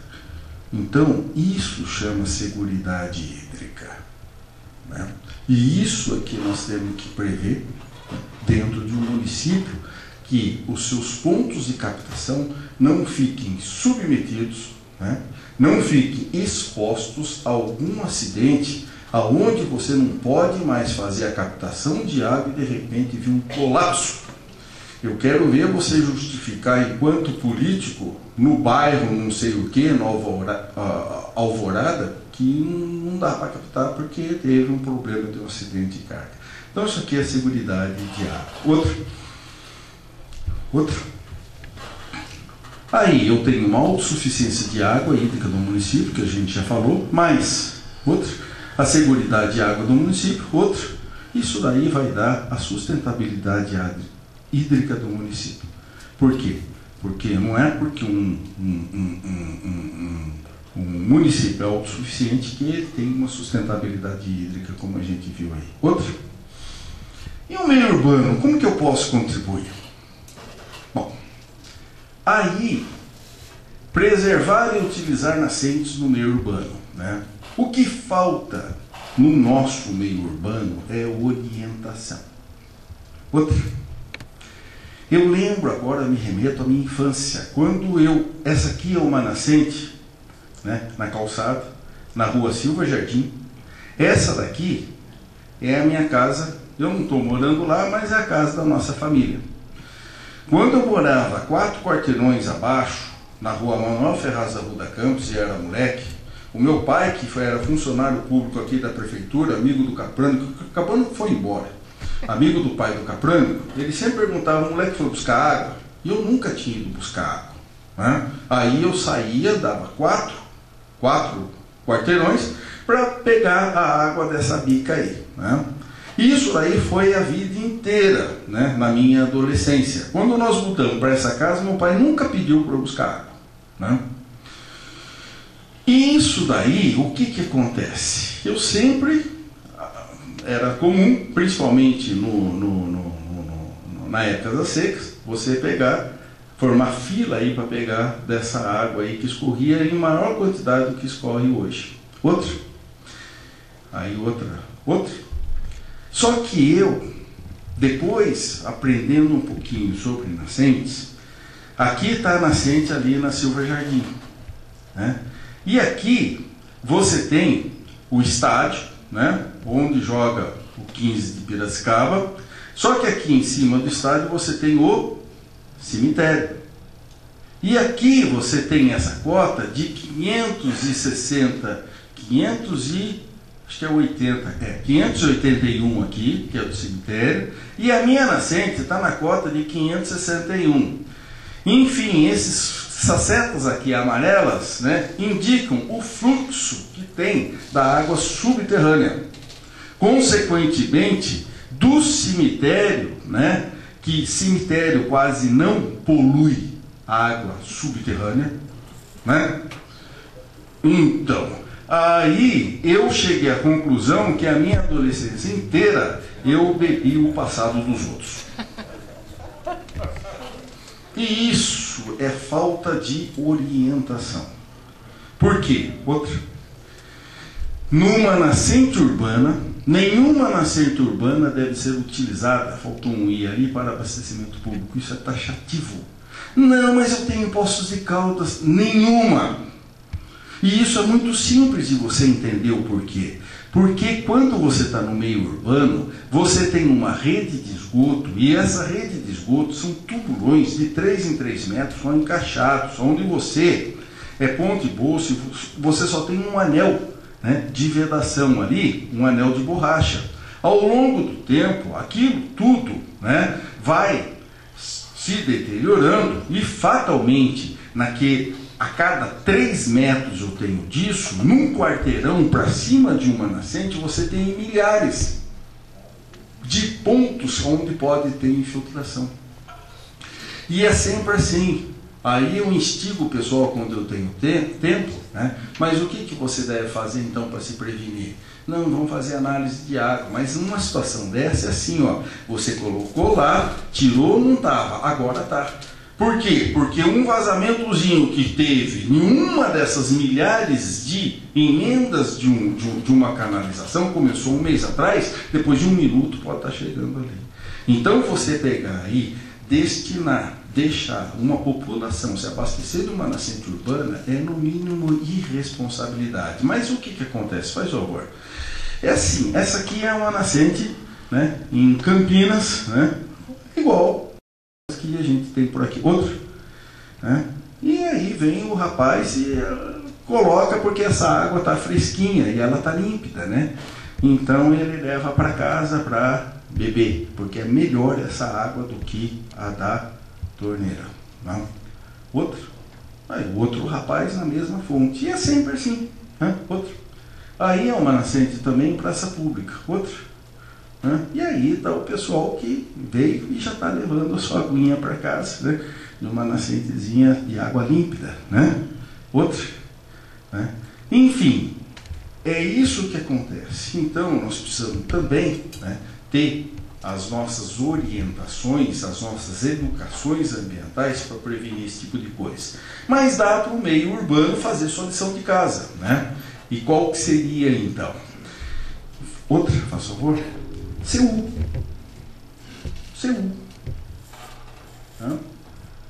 Ou seja, o Pinotti já falou sobre a Coreia, que é difícil a gente chegar a fazer o que eles fizeram, né? Mas dá para fazer. E Coreia, esse rio, né, que passa por Seul, em 1890 ele estava assim, ó. 1950 provavelmente tiraram numa época de seca, estava assim. 1961, dá uma olhada no aglomerado urbano que tem do lado do rio. E imagina quanto de esgoto está sendo jogado aí nesse rio, né? E quanto que esse rio deve estar poluído. A mesma coisa que nessa fotografia, 1967, né? Essa daí é a situação que hoje se encontra. Aonde foi despoluído o rio, foi urbanizado. E aí você tem a interação da população com o corpo hídrico, né? Isso daqui é de extrema importância. A gente vai comentar por quê. Outra, faz favor, né? Aí está a interatividade do pessoal. Ou seja, dá para fazer. Basta ter planejamento e vontade política. Nem dinheiro é. Nem dinheiro é. Porque para fazer reflorestamento, se você quiser fazer reflorestamento, hoje tem pelo menos 3 instituições pedindo, pelo amor de Deus, me arruma área, que eu tenho compensação ambiental para fazer e não consigo área. Se Piracicaba quisesse hoje reflorestar todos os seus córregos, reflorestaria com tranquilidade, né? Ou parte deles. Está aí, sendo oferecido, só que não é feito. Por que não é feito? Não sei. Outro. Cada um contribui como pode. Outro. Osasco, por exemplo. Osasco, até pelo nosso trabalho sobre preservação e recuperação de nascentes, a prefeitura nos chamou para dar algumas orientações, dar algumas consultorias lá no projeto que eles têm de revitalização de nascentes. Só que Osasco não tem área rural. É só urbana. E isso é trata essa iniciativa com muito mais importância ainda, porque eles estão fazendo o que pode. Desculpa, volta um pouquinho. Essa daqui é uma nascente de calçada. A água escorria lá pela calçada. Aí o que o secretário bolou, né? Fazer uma nascente, né, na própria calçada. Então aí está o pessoal construindo outra. Aí está uma nascentezinha já sendo construída, outra. Tá? Aí também, né? Ali do lado já foi plantado. E aqui está correndo uma água, né? Outra. E aí está a água sendo despejada nessa nascente, né? Nessa fonte, né? E daí vai para o esgoto normal, né? Para cair no rio. Mas pelo menos você teve uma certa... Foi essa forma que eles idealizaram, né? Que eles resolveram, abordaram o aspecto de preservar os recursos hídricos numa cidade que não tem a área urbana. Quem produz água é o meio rural. O meio urbano, a única coisa que pode fazer, produz um pouquinho de água, mas é tão insignificante perto da área rural que nem dá para se considerar. Agora, o meio urbano tem uma força extremamente grande em não degradar a água, né? E aí é que esse trabalho é importante. Outro, né? Aí está outro. E aqui está uma educação ambiental feita pelo Carlos Marques, lá o secretário do Meio Ambiente, né? Lá de Osasco, né? Então, levando o pessoal para fazer então uma educação ambiental. Outra, aqui é uma nascente também entre duas casas, né? Aonde essa parte aqui eles plantaram árvore e construíram uma estrutura tal de preservar a nascente que brotava aqui, que escorria na calçada e ia embora. Outra, e ficou mais ou menos assim, né? É a forma como eles acharam de contribuir, né? Mas estão contribuindo. Volta só um pouquinho. Aqui tem inclusive peixe, que fica lá o peixe. A população não vai para pescar não, está lá o peixe. Isso mostra uma educação ambiental, só que melhorada num outro patamar que a gente vai comentar um pouquinho aí. Outro. Aqui, cada um faz o que pode. Isso aqui é Paulínia. Paulínia nos chamou para fazer um trabalho, né, de sustentabilidade hídrica do município. E a forma como eles estão querendo abordar o problema é revitalizar as nascentes do município, né? E quem é o interlocutor é a RESMAP. A RESMAP é a representante das empresas em segurança, saúde e meio ambiente de Paulínia. Então, todas aquelas empresas grandes se reúnem nessa RESMAP, né? E é a RESMAP que está se propondo a financiar esse projeto. E aqui você tem todas as nascentes mapeadas, e é muito interessante, porque quando você tem uma nascente compactada e assoreada, qualquer trabalho que você faça de desassoreamento, aquela água que não tem força para vencer aquela barreira física que foi colocado ali, né, de imediato, quando você faz só o desassoreamento com o enxadão, a vazão triplica, quadriplica ou até mais. Isso daí já é um ganho enorme, né? Então, a ideia é desassorear essas nascentes aí e recuperar em volta delas. Outra, se você pegar, se o poder público fizer a parte dele e se educar a população urbana sobre a importância dos recursos hídricos, ela não só vai poluir menos, como vai ajudar a preservar. Ali está um sofá, né? E tudo isso aqui, né, toda essa construção aqui em área de APP, né, é problema da administração pública. Se a administração pública não faz o seu papel, então o cidadão não tem condição também de fazer o papel dele. Então está um sofá aí. E é assim. Então, no meio urbano, a estratégia mais fundamental é você fazer educação ambiental. Mas não uma educação ambiental convencional, uma educação ambiental superior, que a gente chama de educação patrimonial. É um conceito novo de educação, aonde você chama a população para interferir naquela melhoria que você faz no recurso hídrico no meio urbano. Se ela for chamada no primeiro momento, se ela colaborar, ela vai adotar aquilo ali como um patrimônio seu. Adotando como um patrimônio seu, ela não só vai preservar aquilo ali, como vai ajudar você a preservar do mesmo jeito que tinha o peixinho andando ali que ninguém pesca. Então isso aí é um novo conceito de educação ambiental que em cada lugar que a gente vai, a gente preconiza que isso aí seja feito. Outra, e isso daí tem uma metodologia toda, né, de instalação. Outra, aonde você pega e passo a passo você vai educando aquela população em torno do corpo hídrico, em torno de um elemento hidrológico, né, a participar, adotar e preservar. Aí você faz um serviço bem feito. Né? Outra.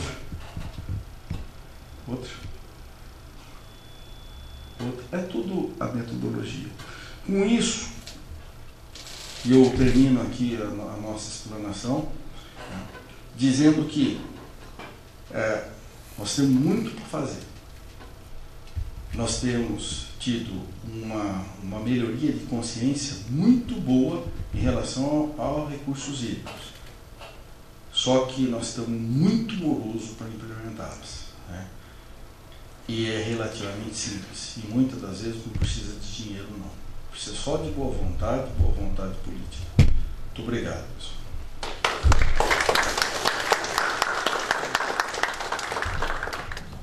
Adson, agradecer ao professor pela sua explanação. Bom, nós vamos abrir. É o Ednilson que vai nos ajudar? Ednilson, você nos ajuda? Vou pedir que o Ednilson nos ajude e que vocês então se inscrevam, aqueles que desejam falar, fazer perguntas.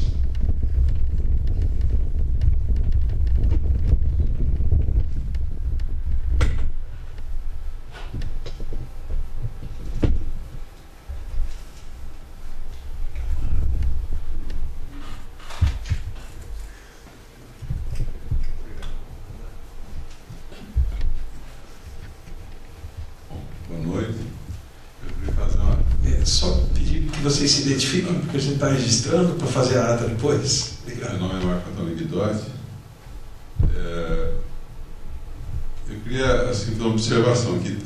Uma maneira também que a cidade pode contribuir, as residências, é com cisterna. Né? A cisterna é uma forma de retardar o processo de evolução dessa água para o rio. É uma coisa que eu acho que é perfeitamente execuível, incentivada a colocação em casas, a cisterna.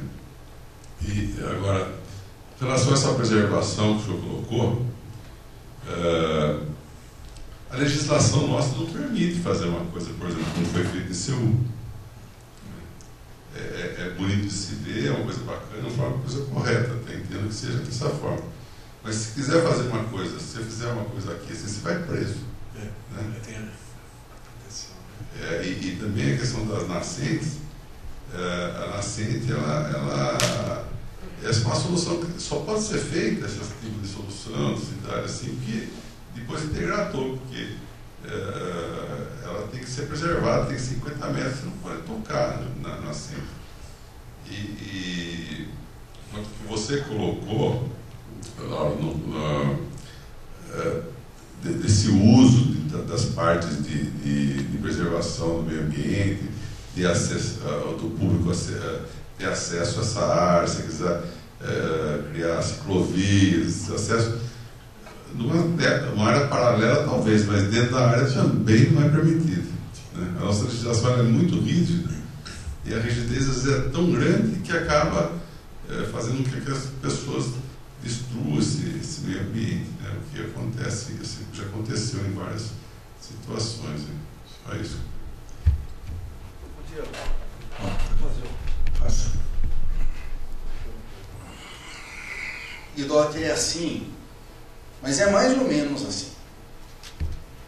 Porque na realidade você pode, em partes lineares, você tem um tanto de interatividade da população com aquelas áreas de EPB.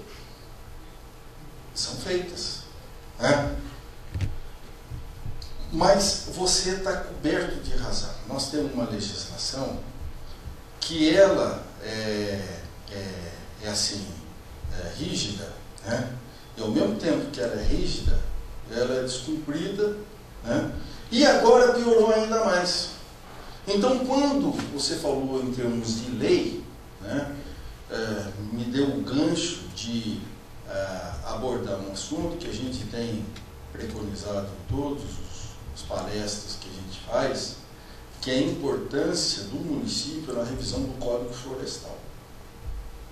O Código Florestal atual, ele teve muita esperteza, ele teve muito cooperativismo, ou melhor, corporativismo, ele teve um tanto de coisa que foi muito, mas muito pouca técnica. Então, só para vocês terem uma noção assim, daquilo que a gente cita, duas coisas para ficar mais evidente.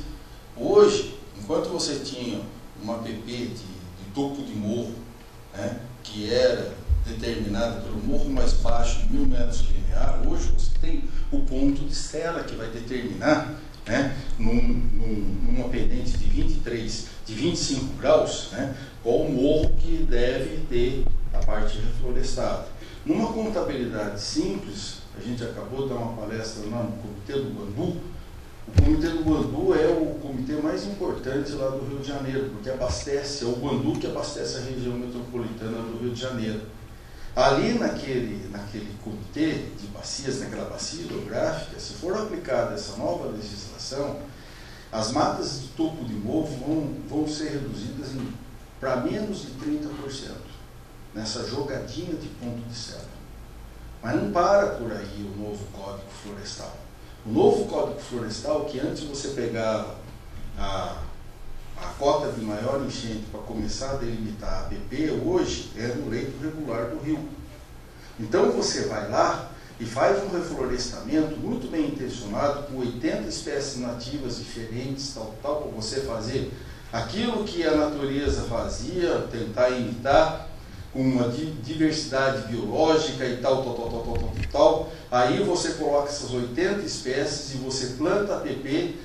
Na primeira enchente que der, você sabe quantas espécies nativas vão ficar dessas 80? 5, que são aquelas que aguentam encharcamento. Isso é o novo Código Florestal. Agora, você, Idote, você não foi chamado lá para Brasília para dar a sua colaboração. E talvez, a nível estadual, também você não pode ter uma participação mais próxima, né? Mas a nível municipal você pode. Então a gente... Estamos aqui. Então a gente pode, uma lei federal, uma lei estadual, não pode ser mais ampla, ela tem que ser sempre mais restritiva do que uma federal. E a municipal mais restritiva do que uma estadual. Mas isso nos permite pegar especificidades e interesses do município e arrumar aquilo que está mal feito lá em cima. Né? Então esse novo Código Florestal tem que se adaptar no município. Talvez a gente tenha condição de fazer a revisão de todas essas coisas erradas que foram feitas lá em cima, inclusive esse aspecto que você falou, da legislação que não permite tal. Ela permite alguma coisa sim, né? Tanto que os parques lineares são feitos e você tem uma interatividade, e é importante você ter interatividade da população ali na APP, até para preservar. Né? Mais ou menos isso. Eu gostaria de complementar. Marco falou que realmente você não pode aproveitar uma APP. Mas a ideia do parque linear é exatamente você ter uma reserva a mais, além da APP, integrada a essa área da APP, que é exatamente uma zona de aproximação, né? Onde você pode fazer tudo aquilo que você deseja, fazer uma academia, fazer uma ciclovia e tal, que usufrua em diálogo com a APP, mas na APP você realmente tem muita restrição, você acaba tendo aquele contato visual com a APP, né? Então, veja bem, normalmente vai ser feito um empreendimento. O que acontece? A APP não vai mexer, então não mexe na APP. Daí o cara vai lotear, tal, ele reserva lá 5%, né, do institucional, 10% de lazer, é isso, né, Angélica? Tudo bem. Justifica quando você assume uma política de criação de parques lineares, você dizer, não, além disso, 30% vai ser reservado, incorporado para a cidade, no seu sistema de criação de parques lineares. Pô, mas eu não vou construir nada. Sim, mas aí vem os índices urbanísticos. Em uma menor quantidade de área, você pode adensar. Ou seja, você pode fazer com que o empreendimento permaneça rentável, mas você está cuidando do espaço. Você percebe? Isso é gestão pública, isso é desenvolvimento urbano. Você pode ter sim um adensamento naquela área menor para ser construída, mas você está reservando, além da APP, mais 30% da área que você, sim, faz a gestão e transforma numa área pública, um sistema de parques integrado. Percebe? Essa gestão é que nós não temos. Essa é a proposta desse sistema de parques lineares integrados. Vou te dar um exemplo que talvez a referência mais explícita. Piracicamirim. Tá? Tirando a parte do Piracicamirim final, quando ele entra nas terras da Exalc, né, e vai até o rio, ali você pode considerar natureza intocável, continuará a ser assim.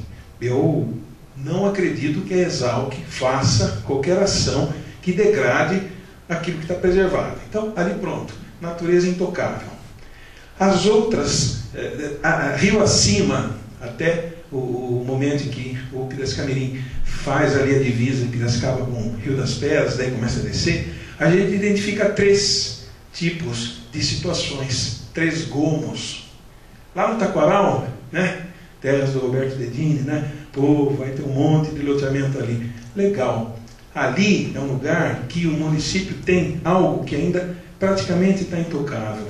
Se agora o município não definir uma área de parque, inclusive para que se faça uma gestão de enchentes, lagos paisagísticos que tenham a função de piscinões naturais, enfim, né? Se não fizer agora, não vai fazer depois. Tem que ser feito. Porque quando começa a urbanização até a Faculdade de Anhanguera, a cidade já invadiu, já se aproximou de tal forma da APP, que quase só sobra a APP, que é o que acontece da Anhanguera para baixo. Só sobrou a APP. O que você faz numa APP ladeada de autopista dos 2 lados? Praticamente não faz nada. Como é que você vai fazer o parque linear que o capitão Gomes sugeriu, indicou? Parque linear, né, do Piracicamirim, acompanhando lá. Não vai fazer boletizados. Ou então tem que mudar a legislação, para você poder fazer alguma coisa na área que é a APP. Então, o Taquaral é algo que precisamos agir para que não se torne o que está ali abaixo, entre o início na Água Branca, né? Água Branca, Astúrias e tal. Ainda temos áreas remanescentes ali para você ter uso público e para você proteger, e inclusive para você desobstruir aqueles empreendimentos que já avançaram na APP, muraram a APP, a gente tem que reconquistar para o município. Nem que pague indenização, nem que desaproprie, não interessa, tem que ser público. Tá? E para baixo, aí eu diria que, por último, a gente pensa como recuperar aquilo que foi feito da Faculdade de Anhanguera até a Exalc, né? Que ali, nossa, para você atravessar ali, não sei como, sem morrer atropelado. Então é isso. O parque linear é um instrumento para poder usar para poder proteger a APP, mas usufruir da APP. Vai ser interessante a hora que o Orson puder falar da experiência ali de São Paulo. E também, claro, a gente deve ter os próprios profissionais da SEDEMA que deverão vir para expor alguma coisa também, que afinal de contas nós estamos fazendo planejamento urbano, estamos tentando buscar soluções para redesenhar a nossa cidade, para que a gente possa, ao longo dos próximos anos, consertar uma série de situações e direcionar para que a cidade tenha um desenvolvimento mais sustentável, mais adequado. E daí para você vai ter um monte de parque linear para cuidar, né? Porque eles trabalham com os parques. Então é um trabalho integrado mesmo com eles. Alguma coisa? Quer dizer mais alguma coisa? Quero. Bom, eu acho que... Pelo microfone, né? Olha, eu sempre assim, advoguei, né, a questão do planejamento urbano, pensar a cidade.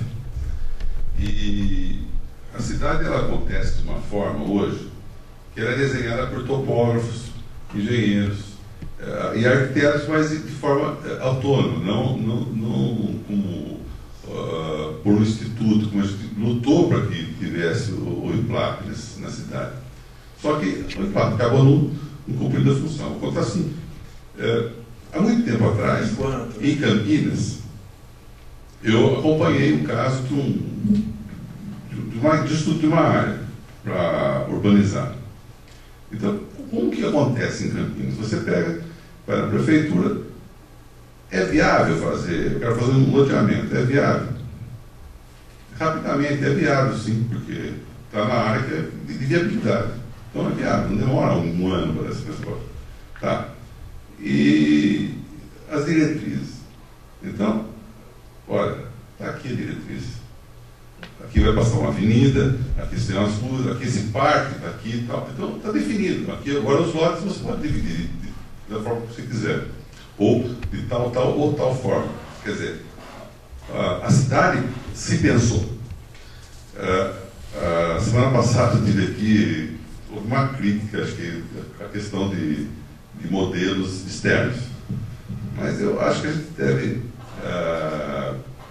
se apropriar do que é correto e de coisas que funcionam. Né?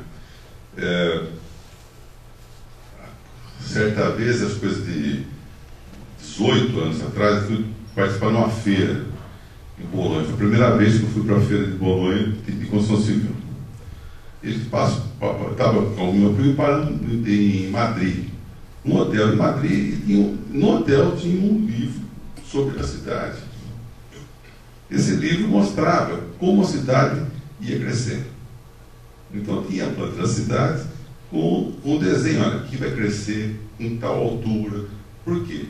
A questão da energia elétrica está passando por aqui. Então se pensou a cidade, e não só como Campinas, assim, desenhou-se o que a pessoa está querendo fazer, mas vai crescer aqui primeiro, nessa altura, são prédios dessa altura, a parte industrial está colocada dessa forma, as ruas são assim, quer dizer, está na hora do Brasil não deixar acabar nascente para depois fazer um buraquinho na calçada para chamar, por uma plaquinha e escrever nascente, pelo amor de Deus, né?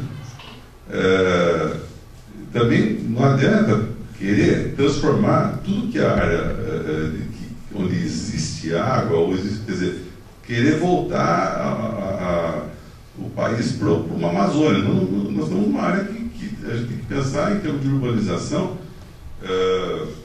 integrando o homem nessa natureza, mas preservando a natureza, mas de forma integrada. Então é mais ou menos isso só que eu queria colocar, complementando. Obrigado. Bom, só para concluir, se o Rui está querendo falar também, olha, glória a Deus, estamos aqui em Piracicaba, que temos um instituto que tem 10 anos e que daqui para frente, a gente, tudo bem o que foi feito, o que não foi, temos tudo a fazer. O Bloomberg, que é o prefeito de Nova York, disse, você não faz gestão e planejamento daquilo que você não mede. Para medir precisa conhecer, para medir precisa ter critério, para medir precisa ter diretrizes, para medir precisa ter regulamentação, legislação adequada, precisa conhecer.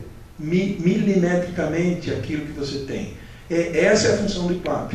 E eu diria que a ideia desse plano diretor é fundada nisso. Não será ainda o plano perfeito, porque não existem planos perfeitos, mas com certeza tem que caminhar nessa direção. Diretrizes. Tudo que você falou, perfeito. Estamos em Piracicaba, que já tem um instituto de pesquisa. Que pena que várias outras cidades não têm, mas eu acredito que Piracicaba está no caminho certo. Do que podemos fazer daqui para frente e da maneira como a gente quer conhecer. Poxa, procura no plano diretor atual o que se fala da zona rural. Quer dizer, uma coisa super assim, não, que vai fazer, viu? Não se tem controle de espalhamento urbano quando você não tem política de uso da zona rural. Você tem que cuidar do urbano, em princípio, pelo rural. Como é que o plano diretor não age nesse sentido? Não dá para entender. Vai ficar espalhando mesmo, né? Fica caro no centro, fica tudo vazio no centro e vai embora, cada vez mais. Isso é total desplanejamento, percebe? Falta de diretriz, terra de ninguém, né? Bom, estamos trabalhando. Seu Rui. Bom, primeiramente, meus aplausos a Marco, por favor, venha sempre, porque essa ideia, há 100 anos a gente está debatendo aqui, até na formação do IPLAP. E gostaria de levantar os aplausos também ao Lauro, para poder deixar que a gente fale o que a gente pensa, né? O mais importante, talvez, isso é a participação de todos nós aqui. O que eu gostaria de falar, pedir para o professor, que fez a explanação para nós, eu entendo que a legislação no meio ambiente no Brasil permite que a decisão das APPs e a forma de ocupação de unidade de conservação no município, dentro do perímetro urbano, é da administração municipal. Então a administração municipal pode e deve agir dessa maneira. Ela tomar para si as diretrizes, como coloca o Marcos, como a gente propõe, exatamente a forma de ocupação disso.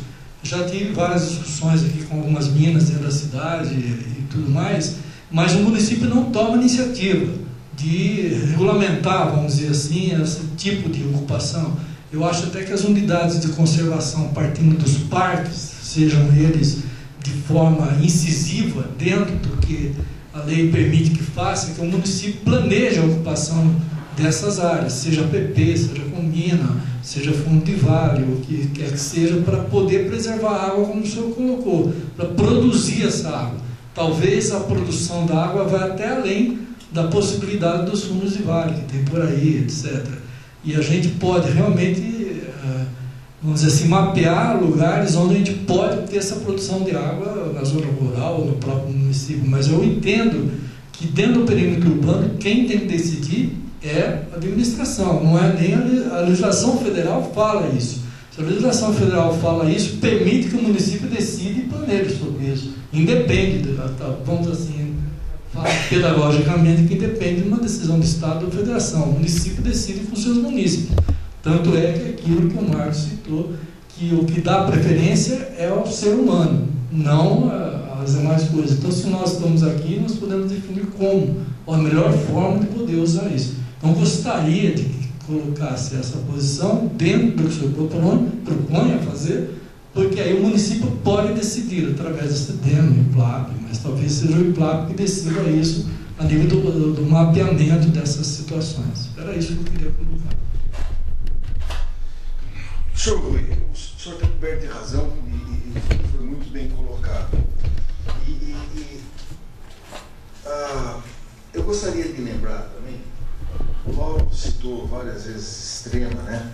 E acho que eu frustrei um pouquinho o Lauro, porque eu não apresentei nada de Extrema, e talvez ele tenha tido essa expectativa, porque a gente é co-organizador de um curso, né, de pagamento de serviços ambientais que a gente executa lá em Extrema. Estamos no 4º curso já, né? E Extrema é o exemplo no Brasil em termos de pagamento de serviços ambientais. Lá em Extrema, área rural, para efetivar o programa, pegaram as nascentes e se eles fossem cumprir a legislação, fazer 50 metros em volta da nascente APP, e aqui é imexível, como dizia o Magri, né? Eles não iam fazer nada. Então houve um acordo da Secretaria da Prefeitura com a promotoria pública de lá, no sentido de adequar aquilo que dava para se fazer. Porque se eles fizessem 50 metros de raio, né, ia inviabilizar o sistema produtivo lá de gado, que não ia, de repente a propriedade ficava cortada no meio e não tinha trânsito para pastoreio, não tinha nada. Então, o que eles fizeram lá? Eles, em vez de fazer um tanto de nascentes que teve isso aí, né, em vez de fazer o circular, fizeram o triangular, uma área menor, aonde a complementação ia para uma outra área dentro da propriedade, num canto aonde, enfim, preservou. Hoje é o programa de pagamento de serviços ambientais mais exitoso que tem, aonde os benefícios são assim a olhos vistos, se produz água de ótima qualidade, extrema, nem precisava dessa água. Isso aí eles fizeram para atrair indústrias que precisam, né, processo produtivo de uma água de melhor qualidade. Então hoje, quem tiver desempregado, vai para a Extrema, porque estão pedindo, pelo amor de Deus, venha trabalhar aqui na sala, que eles não têm mão de obra disponível lá, né? Tem mais oferta do que procura. Justamente porque essas indústrias, Balduco, Philips, então, muitos se instalaram lá justamente pela qualidade de água, né? Mas foi um acerto que foi feito entre Prefeitura e Ministério Público para se adequar a uma situação para fazer. Então, cada um faz aquilo que pode, né, dentro de uma racionalidade. Então, tem uma lei federal, mas desde que tenha racionalidade, né, o princípio da razoabilidade que os juristas gostam muito, né, dá para você ir adequando essa lei dentro de um benefício maior.